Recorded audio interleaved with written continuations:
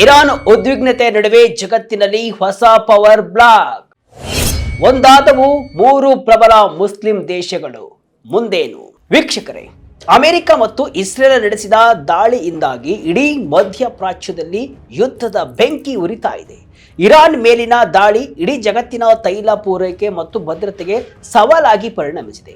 ಹೀಗಿರುವಾಗಲೇ ವಿಶ್ವ ರಾಜಕೀಯದಲ್ಲಿ ಮತ್ತೊಂದು ಅತಿ ದೊಡ್ಡ ಜಿಯೋಪೊಲಿಟಿಕಲ್ ತಿರುವು ಸಿಕ್ಕಿದೆ. ಮಧ್ಯಪ್ರಾಚ್ಯದ ಬಿಕ್ಕಟ್ಟಿನ ನಡುವೆಯೇ 3 ಪ್ರಬಲ ಮುಸ್ಲಿಂ ರಾಷ್ಟ್ರಗಳಾದ ಪಾಕಿಸ್ತಾನ, ಟರ್ಕಿ ಮತ್ತು ಸೌದಿ ಅರೇಬಿಯಾ ಒಂದಾಗಿವೆ.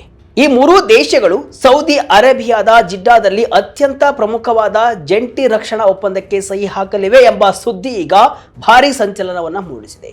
ಇದು ಅಮೆರಿಕ ಹಾಗೂ ಇಸ್ರೇಲ್ ದೇಶಗಳಿಗೆ ಎಚ್ಚರಿಕೆ ಗಂಟೆಯ. ಇದು ಕೇವಲ ಒಂದು ಸಾಮಾನ್ಯ ಒಪ್ಪಂದವಲ್ಲ. ಇದು ಜಾಗತಿಕ ರಾಜಕೀಯದಲ್ಲಿ ಹೊಸದಾಗಿ ಹುಟ್ಟಿಕೊಳ್ತಾ ಇರುವಂತಹ ಅತ್ಯಂತ ಪ್ರಬಲವಾದ ಸುನ್ನಿ ಮುಸ್ಲಿಂ ಪವರ್ ಬ್ಲಾಕ್. ಆನಂತರ ಭಾರತಕ್ಕೂ ಕೂಡ ಇದು ಎಚ್ಚರಿಕೆ ಗಂಟೆ. ಭಾರತಕ್ಕೂ ಕೂಡ ಹಲವಾರು ಸವಾಲುಗಳು ಕೂಡ ಎದುರಾಗಬಹುದು. ಹಾಗಾದ್ರೆ ಈ 3 ದೇಶಗಳು ಯುದ್ಧದ ಮಧ್ಯದಲ್ಲೇ ಒಂದಾಗ್ತಾ ಇರೋದು ಯಾಕೆ? ಈ ರಕ್ಷಣಾ ಒಪ್ಪಂದದ ರಹಸ್ಯವೇನು? ಅಮೆರಿಕ, ಇಸ್ರೇಲ್ ಮತ್ತು ಒಟ್ಟಾರೆ ಜಾಗತಿಕ ಭದ್ರತೆಯ ಮೇಲೆ ಬೀರುವಂತಹ ಪರಿಣಾಮಗಳು ಏನು? ಪ್ರತಿಯೊಂದು ವಿಷಯವನ್ನ ಅತ್ಯಂತ ಸರಳವಾಗಿ ಮತ್ತು ವಿವರವಾಗಿ ಇಂದಿನ ವಿಶ್ಲೇಷಣೆಯಲ್ಲಿ ತಿಳಿಯೋಣ. ವಿಡಿಯೋವನ್ನ ಎಲ್ಲೂ ಕೂಡ ಸ್ಕಿಪ್ ಮಾಡದೆ ಕೊನೆಯವರೆಗೂ ನೋಡಿ. ನಾನು ಶಿವಮೂರ್ತಿ ಸರ್ಪ. ರಹಸ್ಯ ಸಭೆಯಲ್ಲಿ ಒಪ್ಪಂದದ ಅಸ್ತ್ರ. ವೀಕ್ಷಕರೇ, ಅಂತಾರಾಷ್ಟ್ರೀಯ ಸುದ್ದಿ ಸಂಸ್ಥೆಯಾದ ರಾಯ್ಟರ್ಸ್ ಬಿಡುಗಡೆ ಮಾಡಿರುವಂತಹ ಅಧಿಕೃತ ವರದಿಯ ಪ್ರಕಾರ ಸೌದಿ ಅರೇಬಿಯಾದ ಪ್ರಮುಖ ನಗರವಾದ ಜಿಡ್ಡಾದಲ್ಲಿ ಈ ಪ್ರಮುಖ ಶೃಂಗಸಭೆ ನಡೀತಾ ಇದೆ. ಈ ಸಭೆಯಲ್ಲಿ ಪಾಲ್ಗೊಳ್ಳಲು ಟರ್ಕಿ ಅಧ್ಯಕ್ಷ ತಯ್ಯಿಪ್ ಎರ್ಡೋಗನ್, ಪಾಕಿಸ್ತಾನದ ಪ್ರಧಾನಿ ಶಹಬಾಜ್ ಶರೀಫ್ ಮತ್ತು ಪಾಕಿಸ್ತಾನದ ಸೇನಾ ಮುಖ್ಯಸ್ಥ ಅಸಿಮ್ ಮುನೀರ್ ಸೌದಿಗೆ ಹೋಗಿದ್ದಾರೆ. ಅಲ್ಲಿ ಅವರು ಸೌದಿ ಅರೇಬಿಯಾದ ಶಕ್ತಿಯುತ ನಾಯಕ crown prince Mohammed bin Salman ಅವರನ್ನ ಭೇಟಿಯಾಗಿ ಈ ಜಂಟಿ ರಕ್ಷಣಾ ಒಪ್ಪಂದಕ್ಕೆ ಅಧಿಕೃತ ಮುದ್ರೆಯನ್ನ ಒತ್ತಲಿದ್ದಾರೆ. ಟರ್ಕಿಯ ಹಿರಿಯ ಅಧಿಕಾರಿಯೊಬ್ಬರು ಈ ಒಪ್ಪಂದಕ್ಕೆ ಸಹಿ ಬಿಡುವುದು 100ಕ್ಕೆ 100 ನಿಜ ಅಂತ ಸ್ಪಷ್ಟಪಡಿಸಿದ್ದಾರೆ. ಆದರೆ ನಮಗೆ ಇಲ್ಲಿ ಕಾಡುವಂತಹ ಮುಖ್ಯ ಪ್ರಶ್ನೆ ಏನಪ್ಪಾ ಅಂದ್ರೆ, ಈ 3 ದೇಶಗಳು ಏಕಾಏಕಿ ಈ ನಿರ್ಧಾರಕ್ಕೆ ಬಂದವೇ? ಖಂಡಿತ ಇಲ್ಲ. ಈ ಮಹಾ ಒಪ್ಪಂದದ ಹಿಂದೆ ಕಳೆದ 1 ವರ್ಷದಿಂದ ನಿರಂತರವಾಗಿ ರಹಸ್ಯ ಮಾತುಕತೆಗಳು ನಡೀತಾ ಇದ್ವು. ಈ ಬಗ್ಗೆ ರಾಯ್ಟರ್ಸ್ ಸಂಸ್ಥೆ ಕಳೆದ ಜನವರಿಯಲ್ಲೇ ಮೊದಲ ಬಾರಿಗೆ ವರದಿಯನ್ನ ಮಾಡಿತ್ತು. ಈಗ ಇರಾನ್ ಮೇಲಿನ ಯುದ್ಧದ ದಾಳಿಗಳು ತೀವ್ರಗೊಳ್ತಾ ಇದ್ದಂತೆಯೇ ಈ ಮಾತುಕತೆಗಳು ವೇಗವನ್ನು ಪಡೆದುಕೊಂಡು ಅಂತಿಮ ಹಂತಕ್ಕೆ ತಲುಪಿವೆ. ನ್ಯಾಟೋ ದೇಶ ಟರ್ಕಿ, ತೈಲ ದೈತ್ಯ ಸೌದಿ, ಪರಮಾಣು ಶಕ್ತಿ ಹೊಂದಿರುವ ಪಾಕಿಸ್ತಾನ. ವೀಕ್ಷಕರೇ, ಈ 3 ದೇಶಗಳು ಜಂಟಿಯಾಗಿ ಒಪ್ಪಂದ ಮಾಡಿಕೊಳ್ತಾ ಇರುವುದು ಇಡೀ ಜಗತ್ತಿನ ರಕ್ಷಣಾ ವಿಶ್ಲೇಷಕರನ್ನ ಹುಬ್ಬೇರಿಸುವಂತೆ ಮಾಡಿದೆ. ಯಾಕಂದ್ರೆ ಈ 3 ದೇಶಗಳು ತಮ್ಮದೇ ಆದ ವಿಶಿಷ್ಟ ಮತ್ತು ದೈತ್ಯ ಮಿಲಿಟರಿ ಶಕ್ತಿಗಳನ್ನು ಹೊಂದಿವೆ. ಈ 3 ರಾಷ್ಟ್ರಗಳ ಪ್ರತ್ಯೇಕ ಮಿಲಿಟರಿ ಮತ್ತು ರಾಜಕೀಯ ಶಕ್ತಿಯನ್ನ ನೋಡುವುದಾದರೆ ಮೊದಲನೇದಾಗಿ ಟರ್ಕಿಯನ್ನ ತೆಗೆದುಕೊಳ್ಳೋಣ. ಈ ಟರ್ಕಿ ದೇಶ ಇದೆಯಲ್ಲ, ಇದು ಅಂತಿಂತ ದೇಶವಲ್ಲ. ಅದು ಪಾಶ್ಚಿಮಾತ್ಯ ದೇಶಗಳ ಪ್ರಭಾವಿ ಮಿಲಿಟರಿ ಒಕ್ಕೂಟವಾದ ನ್ಯಾಟೋ ಪಡೆಗಳ ಅತ್ಯಂತ ಪ್ರಮುಖ ಸದಸ್ಯ ದೇಶ. ಅಮೆರಿಕದ ನಂತರ ನ್ಯಾಟೋದಲ್ಲಿಯೇ 2ನೇ ಅತ್ಯಂತ ದೊಡ್ಡ ಸೈನ್ಯವನ್ನ ಹೊಂದಿರುವಂತಹ ದೇಶ ಅಂದ್ರೆ ಅದು ಟರ್ಕಿ. ಅತ್ಯಾಧುನಿಕ ಡ್ರೋನ್ ತಂತ್ರಜ್ಞಾನ ಮತ್ತು ಬಲವಾದ ಯುದ್ಧ ವಿಮಾನ ಪಡೆಯನ್ನ ಟರ್ಕಿ ಹೊಂದಿದೆ. 2ನೇದಾಗಿ ಸೌದಿ ಅರೇಬಿಯಾ, ವಿಶ್ವದ ಅತಿ ದೊಡ್ಡ ತೈಲ ರಫ್ತುದಾರ ರಾಷ್ಟ್ರ ಮತ್ತು ಗಲ್ಫ್ ವಲಯದ ಅತ್ಯಂತ ಶ್ರೀಮಂತ ಹಾಗೂ ಪ್ರಭಾವಿ ದೇಶ. ಅಮೆರಿಕದ ದಶಕಗಳ ಹಳೆಯ ಮಿತ್ರ ರಾಷ್ಟ್ರವಾದರೂ ಕೂಡ ತನ್ನ ಭದ್ರತೆಯ ವಿಷಯ ಬಂದಾಗ ಕೋಟ್ಯಾಂತರ ಡಾಲರ್ ಹಣವನ್ನ ಸೇನಾ ನವೀಕರಣಕ್ಕೆ ವೆಚ್ಚ ಮಾಡುವಂತಹ ಶಕ್ತಿ ಸೌದಿಗೆ ಇದೆ. ಇನ್ನು 3ನೇದಾಗಿ ಪಾಕಿಸ್ತಾನ. ಆರ್ಥಿಕವಾಗಿ ಸವಾಲುಗಳನ್ನು ಎದುರಿಸ್ತಾ ಇದ್ರೂ ಕೂಡ ಪಾಕಿಸ್ತಾನದ ಬಳಿ ಇರುವಂತಹ ಒಂದೇ ಒಂದು ಮಹತ್ವದ ಶಕ್ತಿ ಅಂದ್ರೆ ಅದು ಅಣ್ವಸ್ತ್ರ. ಹೌದು, ಜಗತ್ತಿನ ಇಡೀ ಮುಸ್ಲಿಂ ರಾಷ್ಟ್ರಗಳ ಪೈಕಿ ಅಣ್ವಸ್ತ್ರ ಹೊಂದಿರುವಂತಹ ಏಕೈಕ ದೇಶ ಅಂದ್ರೆ ಅದು ಪಾಕಿಸ್ತಾನ. ಈಗ ಯೋಚಿಸಿ ನೋಡಿ, ನ್ಯಾಟೋದ ಅತ್ಯಾಧುನಿಕ ತಂತ್ರಜ್ಞಾನ ಮತ್ತು ಮಿಲಿಟರಿ ಶಕ್ತಿ ಹೊಂದಿರುವಂತಹ ಟರ್ಕಿ, ತೈಲ ಮತ್ತು ಅಗಾಧ ಹಣದ ಬಲವಿರುವ ಸೌದಿ ಅರೇಬಿಯಾ ಮತ್ತು ಅಣ್ವಸ್ತ್ರ ಬಲ ಹೊಂದಿರುವ ಪಾಕಿಸ್ತಾನ. ಈ 3 ದೇಶಗಳು ಒಂದೇ ಮಿಲಿಟರಿ ಒಪ್ಪಂದದ ಅಡಿ ಬಂದಾಗ ಅದು ಜಗತ್ತಿನ ಯಾವುದೇ ಸೂಪರ್ ಪವರ್ ದೇಶಕ್ಕೂ ಕೂಡ ತಲೆನೋವು ತರುವುದು ನಿಶ್ಚಿತ. ಅಲ್ಲದೆ ಅಮೆರಿಕ ಮತ್ತು ಇಸ್ರೇಲ್ ವಿರುದ್ಧ ಈ 3 ದೇಶಗಳು ಸೇಡು ತೀರಿಸಿಕೊಳ್ಳಲು ಕಾಯ್ತಾ ಇದೆ ಅಂತ ಕೂಡ ಮೂಲಗಳು ಹೇಳ್ತಾ ಇವೆ. ಅಲ್ಲದೆ ಅಮೆರಿಕ ಮತ್ತು ಪಾಕಿಸ್ತಾನದ ನಡುವೆ ಈಗ ಸಂಬಂಧ ಹಳಸಿದೆ. ಟ್ರಂಪ್ ಈಗಾಗಲೇ ಪಾಕಿಸ್ತಾನದ ವಿರುದ್ಧ ಗುಡುಗಿದ್ದಾರೆ. ಹೀಗಾಗಿ ಪಾಕಿಸ್ತಾನ ಈಗ ಅಮೆರಿಕಕ್ಕೂ ಕೂಡ ಟಕ್ಕರ್ ಕೊಡಲು ಈ 2 ದೇಶಗಳ ಜೊತೆ ಕೈ ಜೋಡಿಸಿದೆ ಅಂತಾನೂ ಕೂಡ ಹೇಳಲಾಗ್ತಾ ಇದೆ. ಯಾಕೆ ಈ ಒಪ್ಪಂದ ಈಗ ಅನಿವಾರ್ಯವಾಯಿತು? ವೀಕ್ಷಕರೇ, ಈ ಮೂರೂ ದೇಶಗಳ ನಡುವೆ ಈ ರಕ್ಷಣಾ ಒಪ್ಪಂದದ ಮಾತುಕತೆಗಳು ಕೇವಲ ಇವತ್ತೇ ಆರಂಭವಾಗಿದ್ದಲ್ಲ.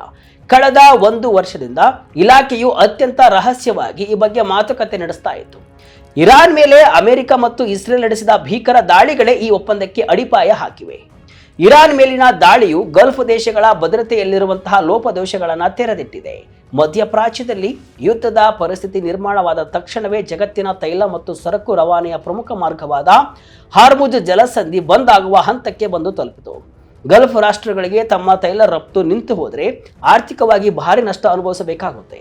ಇಷ್ಟು ದಿನ ಸೌದಿ ಅರೇಬಿಯಾ ಸೇರಿದಂತೆ ಗಲ್ಫ್ ದೇಶಗಳು ತಮ್ಮ ಭದ್ರತೆಗಾಗಿ ಕೇವಲ ಅಮೆರಿಕನನ್ನ ನೆಚ್ಚಿಕೊಂಡಿದ್ವು. ಆದರೆ ಅಮೆರಿಕ ಮತ್ತು ಇಸ್ರೇಲಿನ ಈ ಆಕ್ರಮಣಕಾರಿ ನಡೆಯಿಂದಾಗಿ ನಾಳೆ ಏನಾದರೂ ತಮ್ಮ ದೇಶಗಳ ಮೇಲೆ ಕೂಡ ಪ್ರಾದೇಶಿಕ ಯುದ್ಧದ ಪ್ರಭಾವ ಬೀರಬಹುದು. ಈ ಆತಂಕ ಸೌದಿಗೆ ಈಗ ಎದುರಾಗಿದೆ. ಕಳೆದ ಜನವರಿಯಲ್ಲಿ ಟರ್ಕಿಯ ವಿದೇಶಾಂಗ ಸಚಿವ ಹಕನ್ ಫಿಡಾನ್ ಅವರು ಸ್ಪಷ್ಟವಾಗಿ ಹೇಳಿಕೆಯನ್ನು ಕೊಟ್ಟಿದ್ರು. ಪಾಶ್ಚಿಮಾತ್ಯ ದೇಶಗಳ ಮೇಲಿನ ಅವಲಂಬನೆಗಿಂತ ನಮ್ಮ ಪ್ರಾದೇಶಿಕ ಭದ್ರತೆಯನ್ನು ಕಾಪಾಡಿಕೊಳ್ಳಲು ಸ್ವತಂತ್ರವಾದ ಒಂದು ವಿಶಾಲ ಪ್ರಾದೇಶಿಕ ಭದ್ರತಾ ವೇದಿಕೆ ಅಗತ್ಯವಿದೆ.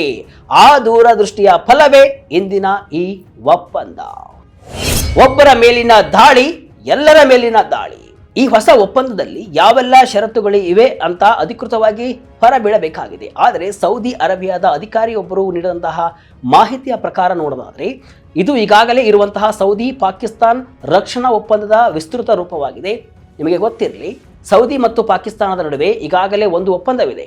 ಅದರ ಪ್ರಕಾರ ಸೌದಿ ಅರೇಬಿಯಾ ಅಥವಾ ಪಾಕಿಸ್ತಾನದ ಪೈಕಿ ಯಾವುದೇ ಒಂದು ದೇಶದ ಮೇಲೆ ದಾಳಿಯಾದರೆ ಅದನ್ನು ಎರಡೂ ದೇಶಗಳ ಮೇಲಿನ ದಾಳಿ ಅಂತ ಪರಿಗಣಿಸಲಾಗುತ್ತೆ ಮತ್ತು ಸಕಲ ಮಿಲಿಟರಿ ಶಕ್ತಿಯನ್ನು ಬಳಸಿ ಜಂಟಿಯಾಗಿ ಎದುರಿಸಲಾಗುತ್ತೆ.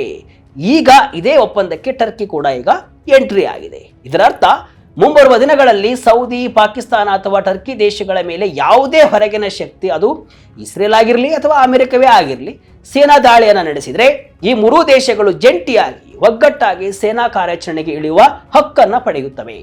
ಇದು ಅಮೆರಿಕಕ್ಕೆ ಮತ್ತು ಇಸ್ರೇಲ್ಗೆ ಅತ್ಯಂತ ದೊಡ್ಡ ಎಚ್ಚರಿಕೆಯ ಸಂದೇಶವಾಗಿದೆ. ಜಾಗತಿಕ ರಾಜಕೀಯದಲ್ಲಿ ಹೊಸ ಅಧ್ಯಾಯ. ಭಾರತದ ವಿದೇಶಾಂಗ ನೀತಿಗೆ ಹೊಸ ಸವಾಲು. ವೀಕ್ಷಕರೇ, ಇರಾನ್ ಬಿಕ್ಕಟ್ಟು ಮಧ್ಯಪ್ರಾಚ್ಯದ ಜಿಯೋಪಾಲಿಟಿಕ್ಸ್ ಅನ್ನ ಸಂಪೂರ್ಣವಾಗಿ ಬದಲಾಯಿಸಿದೆ. ಅಮೆರಿಕದ ಪ್ರಭಾವವನ್ನು ತಗ್ಗಿಸಿ ಪ್ರಾದೇಶಿಕವಾಗಿ ತಾವೇ ಬಲಶಾಲಿಯಾಗಲು ಈ ಮೂರು ಸುನ್ನಿ ಮುಸ್ಲಿಂ ದೇಶಗಳು ಪ್ಲಾನ್ ಮಾಡಿವೆ. ಇನ್ನೊಂದೆಡೆ ಈ ಒಪ್ಪಂದವನ್ನ ಭಾರತವು ಕೂಡ ತೀವ್ರ ಕುತೂಹಲ ಮತ್ತು ಜಾಗರೂಕತೆಯಿಂದ ಗಮನಿಸ್ತಾ ಇದೆ. ಯಾಕಂದ್ರೆ ಸೌದಿ ಅರೇಬಿಯಾ ಜೊತೆ ಭಾರತ ಅತ್ಯುತ್ತಮ ಬಾಂಧವ್ಯವನ್ನ ಹೊಂದಿದೆ. ಎರಡೂ ಕೂಡ ಉತ್ತಮ ಗೆಳೆಯರು. ಆದರೆ ಟರ್ಕಿ ಮತ್ತು ಪಾಕಿಸ್ತಾನ ಇದೆಯಲ್ಲ, ಭಾರತದ ವಿರುದ್ಧ ಆಗಾಗ ಹೇಳಿಕೆಯನ್ನು ನೀಡುವಂತಹ ದೇಶಗಳು ಆಗಿವೆ. ಭಾರತವನ್ನು ದ್ವೇಷಿಸುವ ರಾಷ್ಟ್ರಗಳು ಆಗಿವೆ. ಇಂತಹ ಪರಿಸ್ಥಿತಿಯಲ್ಲಿ ಸೌದಿ ಮತ್ತು ಪಾಕಿಸ್ತಾನ ತೀರಾ ಹತ್ತಿರವಾಗ್ತಾ ಇರುವುದು ಭವಿಷ್ಯದಲ್ಲಿ ಭಾರತದ ವಿದೇಶಾಂಗ ನೀತಿಯ ಮೇಲೆಯೂ ಕೂಡ ಪ್ರಭಾವವನ್ನು ಬೀರಬಹುದು ಅಂತ ಹೇಳಲಾಗ್ತಾ ಇದೆ. ಒಟ್ಟಾರೆಯಾಗಿ ಹೇಳುವುದಾದ್ರೆ ಇರಾನ್ ಉದ್ವಿಗ್ನತೆಯ ನಡುವೆ ಮೂರು ಪ್ರಬಲ ಮುಸ್ಲಿಂ ರಾಷ್ಟ್ರಗಳು ಒಂದಾಗ್ತಾ ಇರುವುದು ಜಾಗತಿಕ ರಾಜಕೀಯದಲ್ಲಿ ಹೊಸ ಸಮೀಕರಣಕ್ಕೆ ನಾಂದಿ ಹಾಡಿದೆ.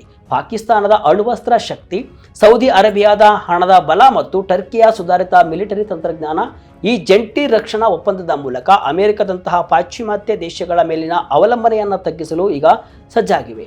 ಇದು ಕೇವಲ ರಕ್ಷಣಾ ಒಪ್ಪಂದವಲ್ಲ, ಬದಲಿಗೆ ಮಧ್ಯಪ್ರಾಚ್ಯದಲ್ಲಿ ಇಸ್ರೇಲ್ ಮತ್ತು ಅಮೆರಿಕದ ಪ್ರಾಬಲ್ಯಕ್ಕೆ ಸೆಡ್ಡು ಹೊಡೆಯಲು ರೂಪಿಸಿರುವಂತಹ ಹೊಸ ಸುನ್ನಿ ಪವರ್ ಬ್ಲಾಕ್ ಆಗಿದೆ. ಈ ಐತಿಹಾಸಿಕ ಬದಲಾವಣೆಯು ಜಗತ್ತಿನ ಭದ್ರತಾ ನೀತಿಯ ಮೇಲೆ ಎಂತಹ ಪರಿಣಾಮ ಬೀರಲಿದೆ ಎಂಬುದನ್ನು ಕಾದು ನೋಡಬೇಕಾಗಿದೆ. ವೀಕ್ಷಕರೇ, ಈ ಹೊಸ ಮಿಲಿಟರಿ ಮೈತ್ರಿಕೂಟದ ಬಗ್ಗೆ ನಿಮ್ಮ ಅಭಿಪ್ರಾಯವೇನು? ಕಮೆಂಟ್ ಮೂಲಕ ತಿಳಿಸಿ. ಇದಿಷ್ಟು ಇವತ್ತಿನ ವಿಶೇಷ. ಇದೇ ರೀತಿಯ ಹಲವು ವಿಶ್ಲೇಷಣೆ ಮಾಹಿತಿ ಅಷ್ಟೇ ಅಲ್ಲ, ಮನೋರಂಜನೆಯ ವಿಡಿಯೋಗಳಿಗಾಗಿ ವಿಜಯ ಕರ್ನಾಟಕ ವೆಬ್ಸೈಟ್, ಫೇಸ್ಬುಕ್ ಹಾಗೂ ಯೂಟ್ಯೂಬ್ ಪೇಜನ್ನು ಫಾಲೋ ಮಾಡ್ತಾ ಇರಿ. ಧನ್ಯವಾದಗಳು.